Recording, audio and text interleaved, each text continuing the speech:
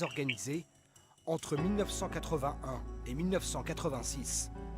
Mais du jour au lendemain, ce trésor tombera en des dizaines de milliers de francs, de l'or, des diamants, un trésor incroyable. Voici le butin du gang des postiches, amassé durant des années de cambriolage par une bande de voyous très organisée entre 1981 et 1986. Mais du jour au lendemain, ce trésor tombera entre les mains de Michel Fourniret et de sa femme, ce qui coûtera la vie à Farida Hamiche. Nous sommes à la fin des années 80. Michel Fourniret est en prison. Son voisin de cellule, Jean-Pierre Elgouarche, apprend qu'un important magot est caché en région parisienne. Le propriétaire de ce trésor est un Italien en prison lui aussi. C'est un proche du gang des postiches.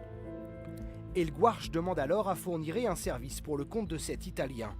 Déplacer le magot avec l'aide de Farida Hamiche, la femme d'Elgouarche.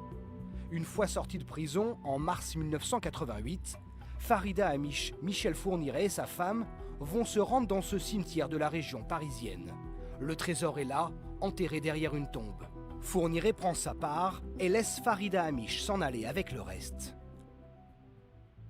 Mais voilà, quelques semaines plus tard, Michel Fourniret estime qu'il aurait pu tout prendre.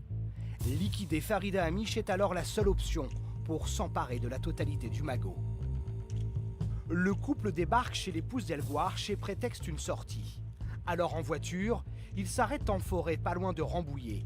Fourniret poignarde Farida Hamiche à l'aide d'une baïonnette. Cela n'est pas suffisant, il l'achève en l'étranglant avec l'aide de Monique Olivier.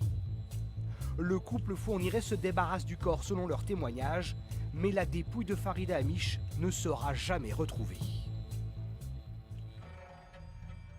Avec cette importante somme d'argent, les époux Fourniret s'offrent le château du Sautou dans les Ardennes, là où seront retrouvés 2 corps de jeunes filles des années plus tard.